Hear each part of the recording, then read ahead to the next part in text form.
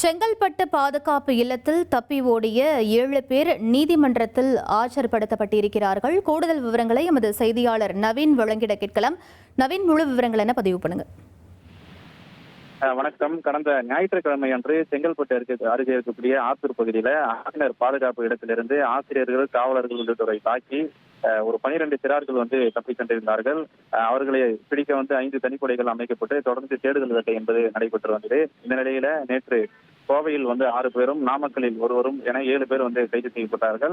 இதற்கு முன்பாக சென்னை KK நகர் பகுதியைச் சேர்ந்த 19 வயது இளைஞர் ஒருவரும் கைது செய்யப்பட்டு அவர் நீதிமன்றத்தில் ஆஜர்படுத்தப்பட்டார். இந்த நிலையில நேற்று கைது செய்யப்பட்ட 7 பேரை இந்த போலீசார் செங்கல்பட்டு குற்றவியல் நடுவர் நீதிமன்றத்தில் ஆஜர்படுத்தினார்கள். இந்த கைது செய்யப்பட்ட 7 பேர் மீதும் 4 பிரிவுகளின் கீழ் வழக்கு பதிவு என்பது செய்யப்பட்டிருக்கிறது. வழிப்பறி, கொலை மிரட்டல், கொலை முயற்சி உள்ளிட்ட 4 பிரிவுகளின் கீழ் வழக்கு பதிவு என்பது செய்யப்பட்டிருந்தது. இன்றைய தினம் நீதிமன்றத்தில் விசாரணை நடத்திய நீதிபதி இனி செல்லும் இடமெல்லாம் செய்தி. தந்தை டிவியின் வாட்ஸ்அப் சேனலை ஃபாலோ பண்ணினா செல்லருக்கும் இடமெல்லாம் செய்தி.